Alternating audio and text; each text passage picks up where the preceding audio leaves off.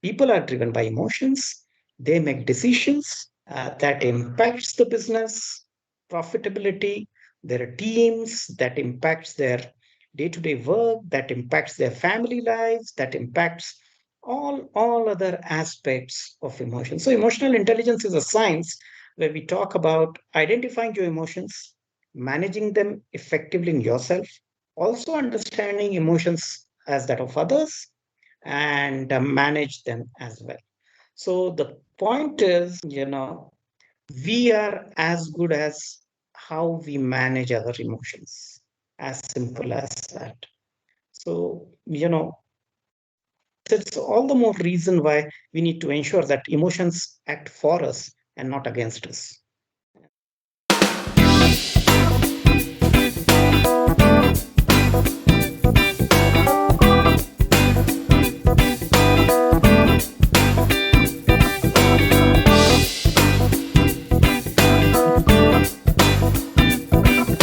Pratik Surana ji, thank you so much for joining for this long-awaited podcast. So, hi everyone. Welcome to this wonderful podcast with the emotional intelligence coach in India and many international places, Mr. Pratik Surana.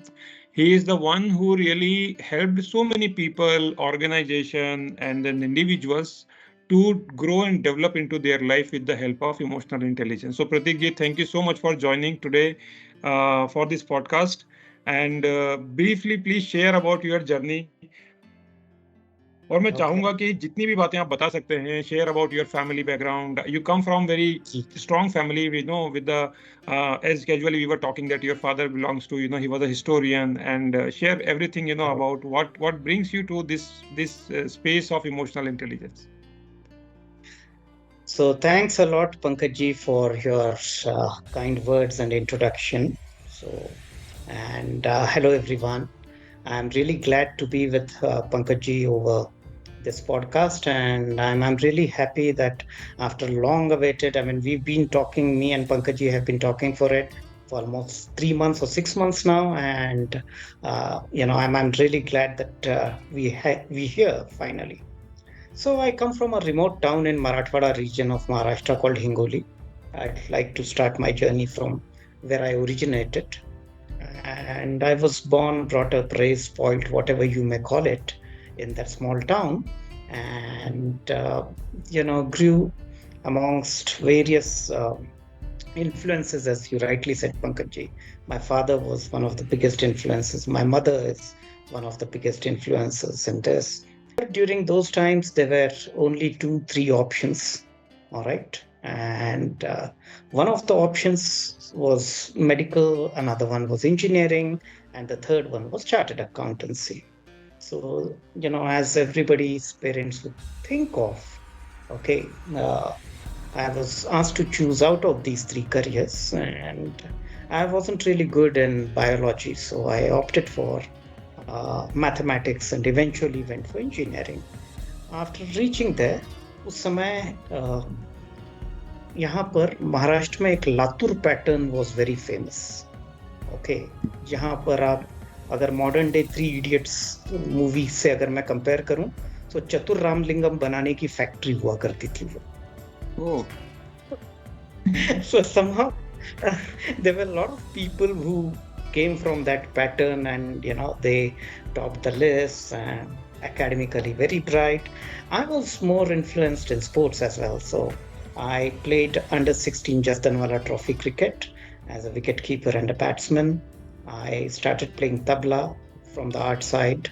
Started writing. Writing has been a hobby. I pursued it. My father was a photographer, okay, in art side. He was a very, very successful entrepreneur in Hingoli, and that's where he built a large business empire in real estate. So, eventually it was this way, it was planned that I would probably take up engineering, and from real estate, we might move to construction and make it big in our family business. However, in the first year of engineering, I encountered somebody who could not manage to uh, come up with least count of a vernier caliper, screw gauge, जो हम लोग 8th 9th में पढ़ते हैं ना. So Hmm. engineering में एक लड़का जिसका 97% था, he could not really take up list count, and this was a product of the so-called Latour pattern. All right, so I said अगर ये ऐसे इंजीनियर बनना है तो मैं ना इंजीनियर बनूं तो ज्यादा ठीक है. I might as well pursue my interest, which is languages and humanities. So I dropped out of engineering. At that point of time, it was a tough decision in 1991. Okay, it was very unheard of that you give up a government seat and then take up something. So घर जैसे भूचाल आ गया था एक, जो कहते हैं ना, सारे शहर में Hmm. भूचाल आ गया था. आप जानते हैं छोटी शहरों में हर बात का बड़ा महत्व होता है, हर चीज बड़ी अलग क्रिटिकली देखी जाती है. सो Hmm. You know then I pursued it BA, and while I was in second year of graduation, uh, we four friends were sitting in college canteen, and we read a newspaper advertisement which said that a famous computer training company was looking for franchises. Now, all four of us were from traditional business families, applied over there, got selected. That was my first exposure to training. I was, for that matter, all four of us were, uh, directors come, office boys come, accountants come, entrepreneurs come, faculties, so on and so forth. And there I realized that public speaking has been one of my callings, and that's where my parents really promoted me big time right from my school days. Hmm. Our principal, Dr. Mantri, was really, really good in terms of promoting me to national level and state level debate competitions. And then that's how I went in and I saw that, this is my calling. Public speaking, I was really good at debate competitions, logically putting things across. And that's where I thought that I could make a better trainer. And eventually, we ran that center for around 2 years. Then we sold it off to someone. I went to Hmm. NMIMS, Narsimhanji Institute of Management Studies, Mumbai, pursued my master's from there. There again, I was a lab faculty, because of my exposure and running a computer institute. I thought of, earning something part time. During that time, when you're 21, 22, all right, you're full of energy. You choose and you explore multiple careers. So I tried my hands in stock markets. Okay, during the famous scam days that we all know, and now I can relate with that scam 1992. All right, so वो भी किया मैंने, and it was a good exposure. And then I came down to Pune, started with a computer training institute as a franchisee in 2000 2001 when the dot-com bubble bursted. A lot of companies started closing down. This company also ended up, and then we started our own brand called Quantum Technologies, which eventually was my wife's idea. Okay, she's been one of the co-founders of the company, and she's been an inspiration behind the journey in quantum.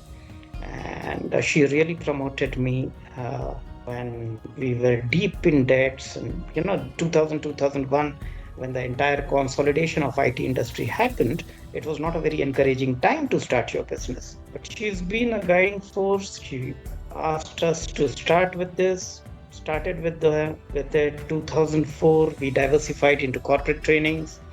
Eventually, I figured out that I was delivering computer trainings without having a formal certification or a background.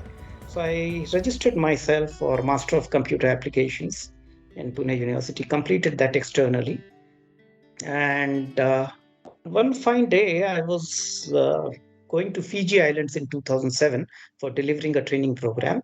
I met a gentleman who's British, and we spoke and we figured out that most of the trainings are attended by people for two or three reasons. One is people are sitting free.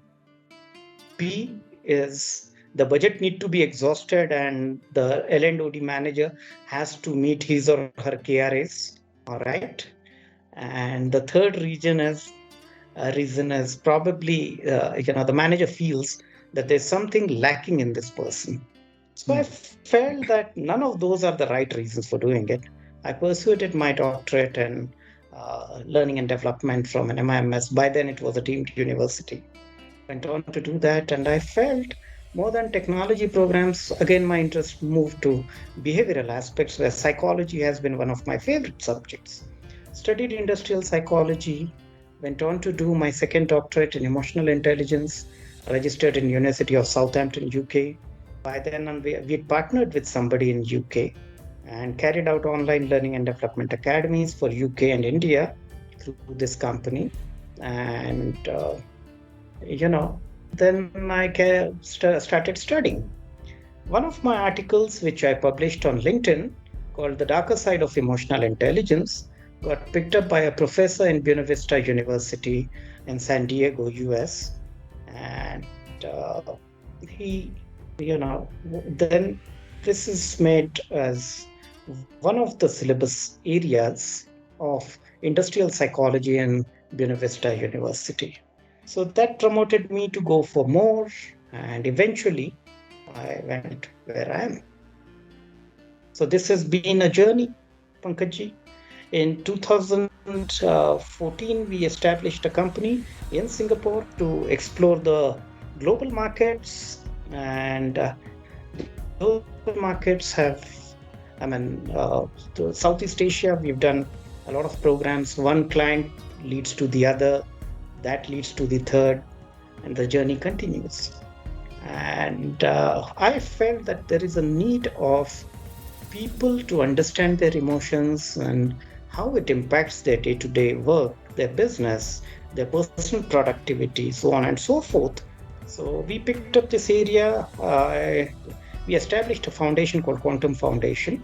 And that's where one of the mission is called Mission 1 Million, where we talk about 1 million emotionally literate Indians by 2035, where people need to understand about how emotions impact them.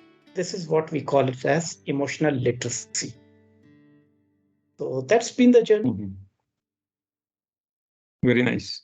Uh, so Pratikji, you are deeply into the emotional intelligence. Share what is this emotional intelligence and why is it really important? I would simply say that every day I discover a different meaning of the subject. It's been since 2011 I have been studying emotional intelligence and delivering. Each time it's a different experience. Why is it important for bringing the performance if somebody is very well aware about their emotions? See, first and foremost, I would put it this way that we all carry a lot of emotions within ourselves. Okay, be it anger, frustration, uh, irritation, disappointment, dejection, excitement, love, happiness. All these are emotions, and people are driven by emotions. They make decisions that impacts the business profitability. There are teams that impacts their day-to-day work, that impacts their family lives, that impacts all other aspects of emotion. So emotional intelligence is a science where we talk about identifying your emotions, managing them effectively in yourself, also understanding emotions as that of others, and manage them as well. So the point is, we are as good as how we manage our emotions, as simple as that. So, it's all the more reason why we need to ensure that emotions act for us and not against us. And that's what I have written in my book, that, emotions should work for you and not against you. So it's a double-edged sword, if I have to put it. Very nice. Can you please share more about the book? Right. So as I told you, Pankaj, writing has been a hobby. Okay, the first one was titled as Cool Down Before You Burn Out. Second one was titled as Great Ideas That Will Keep You Stress-Free and Relaxed at Work. Third one was Gandhi, the Eternal Management Guru. Gandhi has been very close to my heart, especially as a business leader, because we all know he was a banya and he used to take a pride in saying so. And how his principles are relevant to the business. So only the business angle I have studied, not any other angle than business. And the fourth one is Mastering Emotional Intelligence. So the book talks about how emotions work on us, how we identify those emotions, basis those emotions, how we get charged up, where we need to control or regulate those emotions or impulsive behaviors. All right. Identify what is driven by impulse and what is well thought. Offline, we were talking, Pankaji, if you remember, that whether go with the flow versus start with the end in mind or importance of goals. All right. Mm, And mm. life. As we all know, it's very situational. The book talks about the situations, your reactions versus responses. So, from being reactive to responsive is the journey that I talk about in it. There are two organizations. One organization where people understand emotional intelligence. They are very well qualified for the positions, whatever work they are doing. Another organization is there. They are always looking for numbers, performance, achievements, and both organizations always wanted to be a leader into their own industry. So now, what is the difference in between these two organizations? One is very well equipped with the emotional intelligence. Another one is without emotional intelligence. There cannot be an organization which is without emotional intelligence, to be more precise, Pankaj, Mhm. because organization is made up of people, and people will always carry emotions. All right. The one who's emotionally managed better has a better culture to work in. We all talk about work cultures. Work cultures are effectively the common behaviors or the common agreed values and behaviors in the people that we talk about. All right. So, bottom lines are important, but bottom lines are always impacted by the people's productivity. So, you cannot have people being less productive and yet the bottom lines are growing, right? So, there's no second thought that you need to have an organization which encourages the culture of empathy and yet talks about achieving the bottom lines. All right. So I do not see a disconnect in this. I see, in fact, they are complementary and that's a necessary ingredient for profitability. Take an example that if you keep an abusive work culture, okay, where people are yelling at each other, people are dissatisfied, they are hostile towards each other, so on and so forth, would they be able to meet their sales targets? Would they be able to meet the production targets? Will they be able to manage the KRS and KPIs defined for them? The answer is no, right? So eventually, there's no second thought. You need to have people on your side in order to get those profits. And the only way to do it is understand their strengths, weaknesses, accept the way they are, and build a conducive culture where they are encouraged to perform better. I'll give an example here. Yeah. Okay. We all know that, though this is not a business example, but I can very well relate with it. Uh, Two cricketers coached by the same coach, having the same cricketing abilities, given the same opportunities, one became god of cricket, and the second one is nowhere. Now, that's the difference that EQ can make. Wonderful. So the very good example you have given of Sachin and Vinod Kambli. Yeah. Absolutely. We Indians are crazy for cricket. I mean, I played Jasdanwala Trophy, so all the more reason why, I get turned on by cricket. Uh-huh. Very nice. So, just would like to learn more on this. That where do you see Indian organizations, right? The system, processes, culture in India as compared to the European or maybe the other Asian countries versus because you have been to many places to train people on Correct, emotional intelligence. Yeah. correct. I guess Indian companies are at par, or at least trying to be at par with most of the global counterparts. And we all know that we all have different work cultures. All right. In some places, you go to India, Philippines, or Japan, Southeast Asia. Okay. We are living in a hierarchical Mhm. societies. Okay. So hierarchy is really closely followed in Indian manufacturing sector. As the cultures are very different from Indian IT companies or pharma companies for that matter. So globally, I see that yes, now Indian companies are acknowledging the importance of emotional intelligence, work-life balance, etc.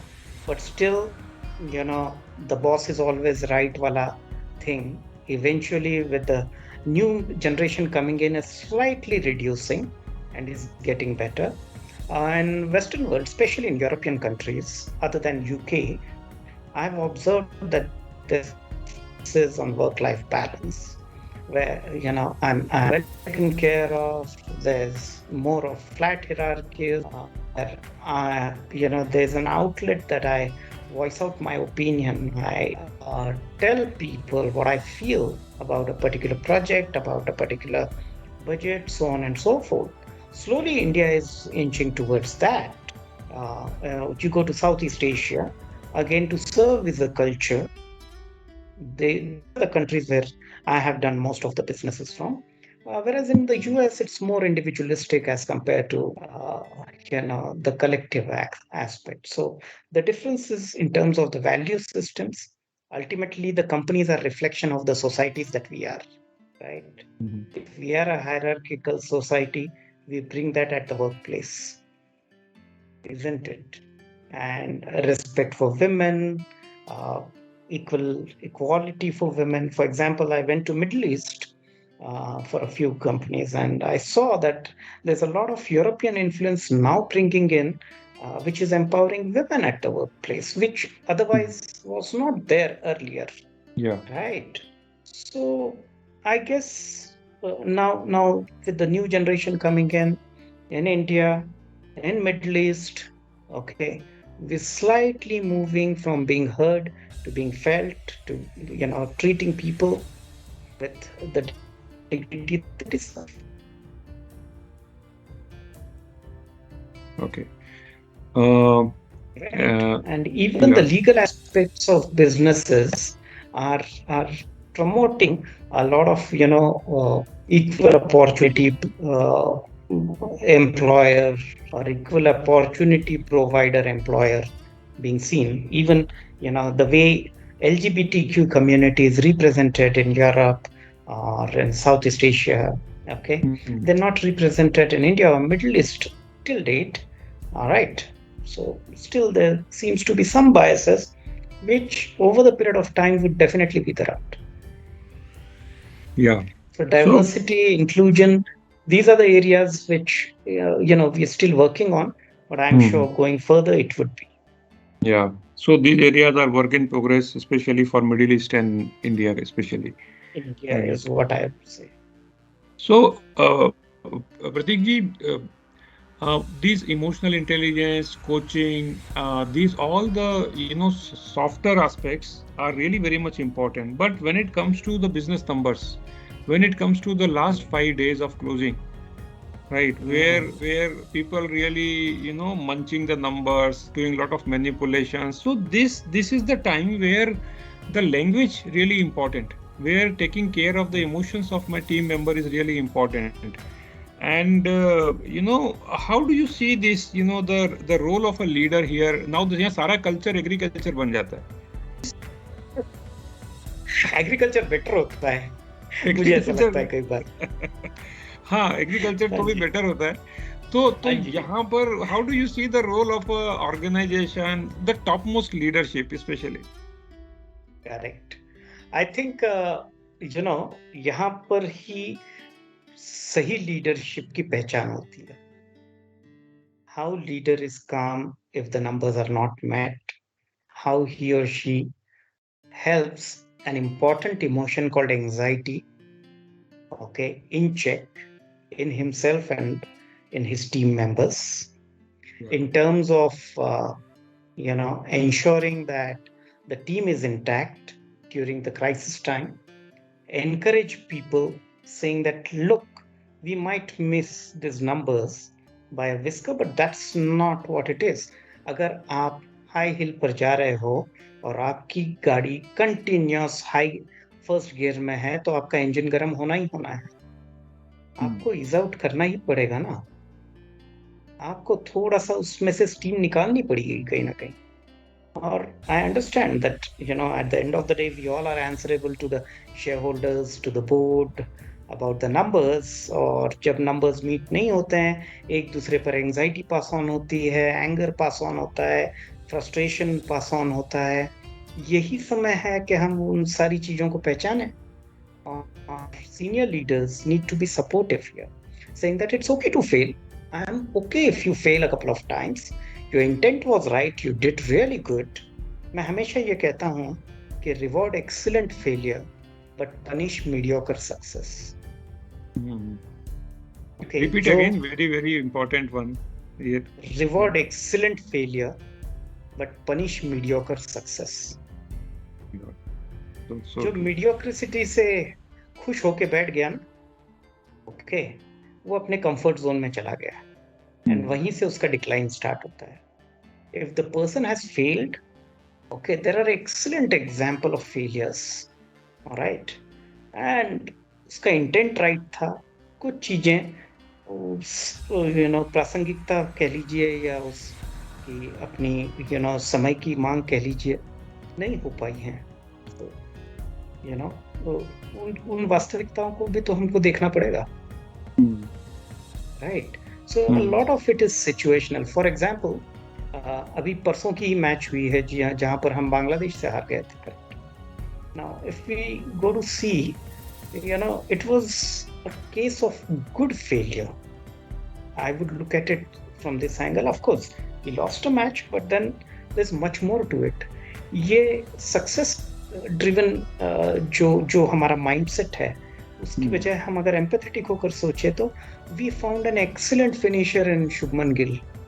Hmm. Alright, he did an excellent job. अब bowlers have done a good job. तो ये उसका positive side है. Alright, अगर देखें, हाँ, result we failed, at the Hmm. same time that was a good failure to have, because that would give you a necessary lesson in future, things that you really need to focus.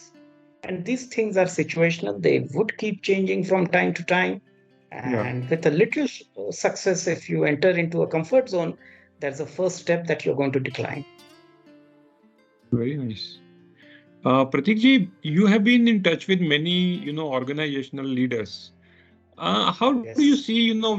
when you give the proposal and people see this training as a expense rather than investment to the people? Why I am Mhm. asking this, because this is very much important for a top leader to understand that this is what, the part of investment. Training is part of investment. Emotional intelligence, coaching, so these all soft skills, they all do not have, the very tangible, the effect or the impact which you can see immediately. But in the long term, if you really wanted to make a big, sustainable, productive team, this is very much important. And what do you see? How do you make them understand the importance of this? And they are in the mode of negotiation. They see he is the consultant and the trainer. He will come and he will munch the money and he will run away, because this is what the mentality of most of the people. Right. So I had encountered many such people, and I keep encountering, uh, such leaders on daily basis.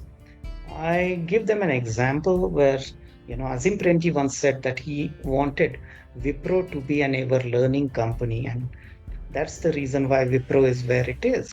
If you look at training as an expense, than investment, probably I would suggest that, try it out with a couple of hours session, and that's what I tell them. Okay, it's not going to be charged at all. See the difference that you see with couple of hours and think about it as an sustained practice. If you invest in, eventually it will drive where it can drive to the company. So I look at it and I address areas such as attrition, such as escalation, complaints, grievances. If these people are trained well, probably the element, the amount of time being spent in conflict resolution, or the amount of time being spent in escalation of customer complaints, so on and so forth, can be Hmm. better handled. So this is the necessary investment that you make in your own people. Take an example that in quantum we have a practice called chai pe charcha with every employee. All right. where we take the employee out, and it's a skip level feedback that we do. Okay, often people are not comfortable in the office setting talking about their bosses. So, we take them out to a coffee house, or any good coffee shop. We sit across, we list down where your KRAs and goals are, and what you have achieved so far, and what are the challenges that you face in it, and how I can be of help in order to, address those challenges. So Hmm. I look at it this way: you're as strong as your frontline worker is. All right. And now the bosses need to realize that they need to come in a supportive role to empower those people, so that eventually results are going to be driven by those people. आप तो अपने cabin में बैठे रहेंगे भाई साहब, लेकिन आगे जो कस्टमर को फेस करता है उसको अगर आप एम्पावर नहीं करेंगे, Hmm. तो फिर रिजल्ट्स उतने अच्छे नहीं आएंगे आपको. Yeah. Very important. You use any specific technique, funnel technique, or any other technique, to bring the customer to make them realize the importance of it? Right. So what we normally do is we have a detailed training need assessment linked with their competency-based framework, saying that these are the strengths of the organization, these are the weaknesses of the organization. I often advise them balance scorecard as well, in terms of staying strategy focused. All right, and from Mhm. there, uh, you know, so it's a various combination of various tools like personal coaching versus business strategy focus, to getting them into the numbers, so on and so forth. Yeah, very good. Pratik ji, share more about your team. How many people are there? Who are the people, those who deliver the program along with you? Yeah. Correct. So we've got a small team. Conventionally speaking, we are a small team, but a lot of business happens through associates and consultants. So we are a team of around 14 of us, spread across various geographies. Okay, some of them are channel partners, some of them are business associates, and core founding team is me and Anshima, my wife.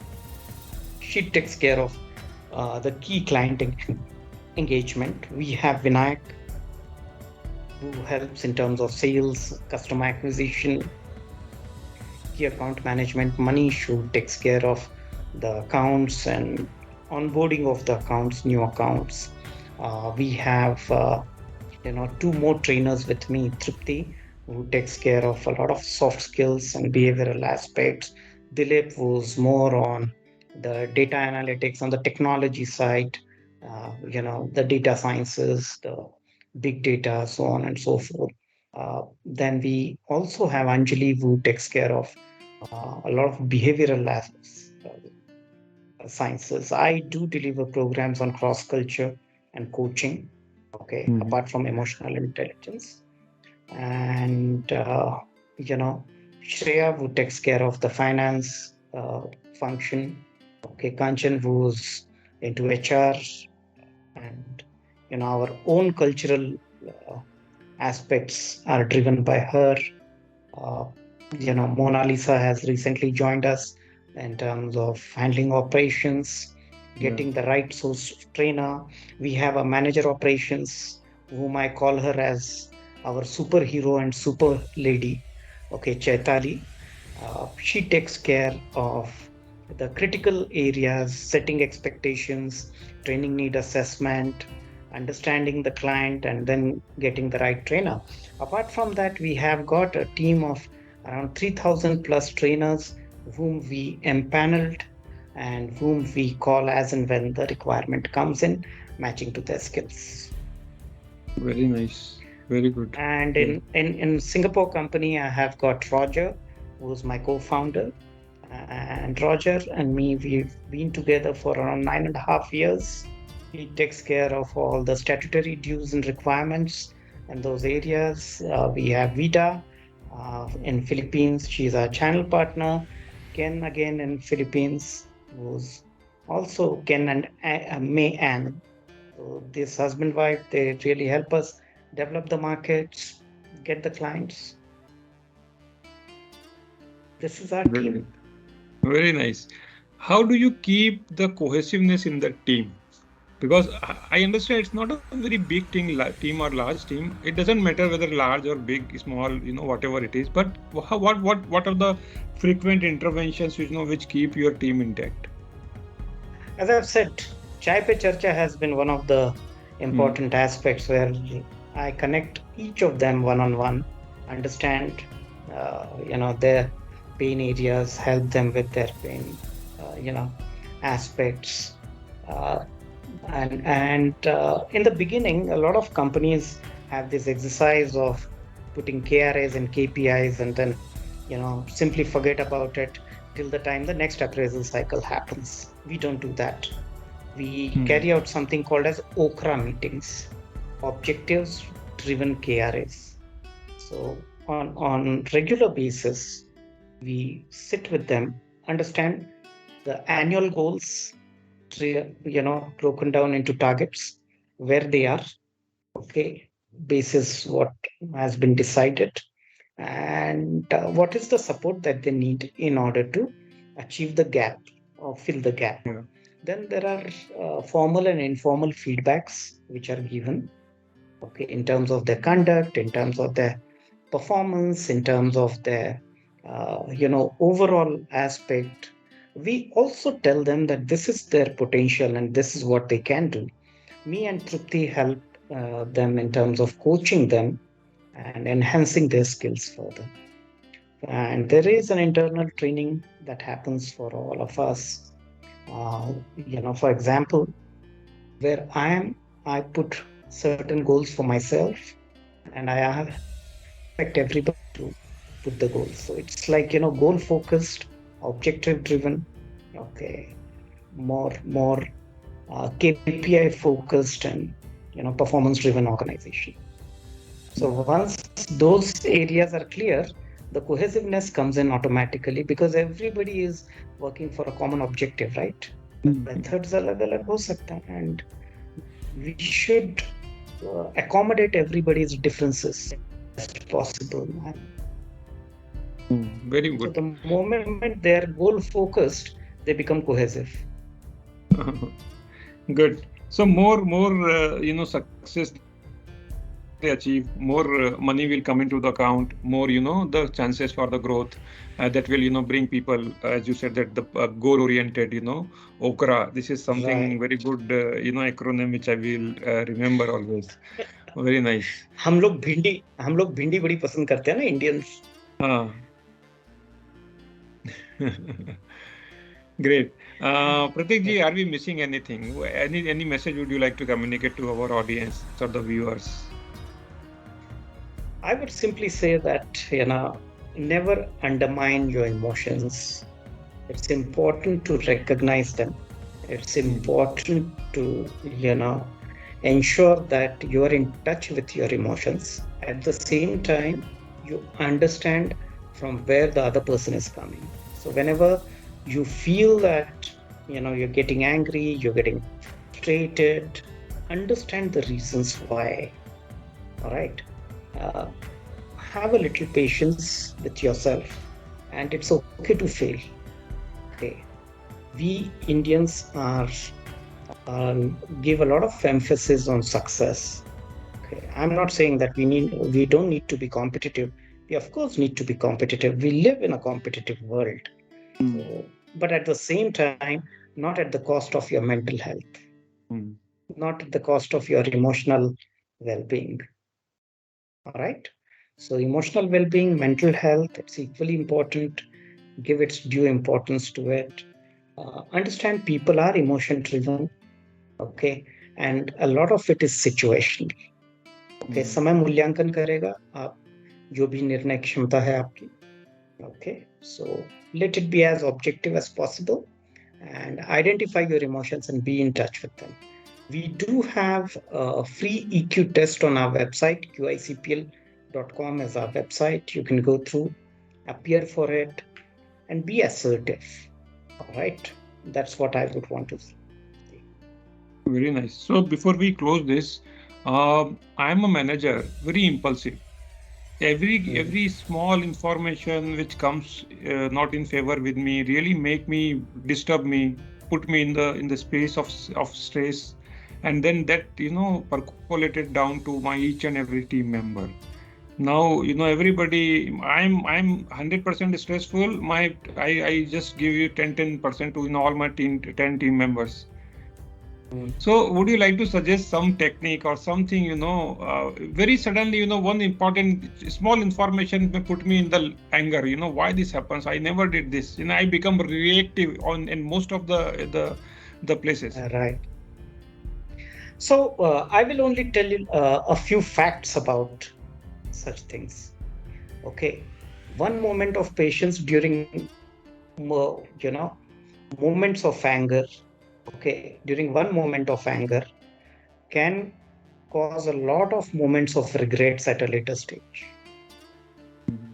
Okay. So one moment of patience during one moment of anger can avoid a lot of moments of regrets at a later stage. Try to practice it. I would only say that, as I always say, 80% of emotional intelligence is about yourself than others. Okay. 80% of emotional intelligence is knowing emotion Yeah. than managing it. And emotional intelligence is a skill that one has to practice for a very short time called your lifetime. Mhm. As simple as that. Okay. So there's no escape from it.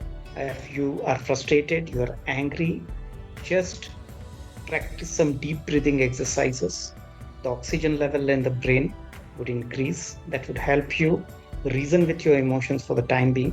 And in an excited state of mind, you are unable to perform right. So just take it as if uh, slow down at times would help you achieve what it is. And I practice something and I advocate it is, what I call it as emotional audit of the day. Just say, like Mhm. you have financial audits, you have legal audits. Mhm. Likewise, I write a journal, and in journal, I write 4 columns. Okay. Incident. Okay. Uh, at that point of time, what was my reaction?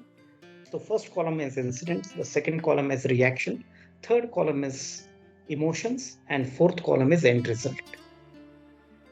All right. Take an Mhm. example that, I was in a hurry and the milkman did not deliver the milk, तो मुझे सुबह की चाय नहीं मिली. Mhm. Okay. अब बड़ी छोटी सी incident है, Mhm. लेकिन उसकी वजह से मैं पूरा दिन खराब करके बैठता हूँ अपना, है ना? Mhm. So, then I shout at somebody, I yell at somebody at home, then I'm in a hurry, I always, mess up. Then मेरा रिएक्शन क्या था, मैंने चिल्लाया लोगों पर. उसके बाद emotions, irritation. This is the most important column, third column. Identify as many emotions as you can. Mhm. And finally, what was the end result? All right. Do this exercise for 5 to 12 weeks daily. You will observe the changes in your own self. There are only 3 conditions. One, you have to do it daily only once before you go to bed. All right. Mhm. And it should not be more than 12 minutes. All right. Third is, you know, you have to do it with physical pen and paper, no mobile ka notes or no Mhm. laptop or nothing. Right. So it gets registered better. Right. And do it consistently. Consistency is the key. Very nice. Very good tool. I'll also try to implement in my day-to-day, the course of time. Pratikji, Sure. thank you so much, and wonderful talking Thanks to a lot. you. Thanks for sharing all those nuances Same and the here. secrets. Same here, Pankaj ji. It was wonderful talking to you. Thanks a lot. Have a great day ahead. All right. Thank Yeah. you. Bye bye.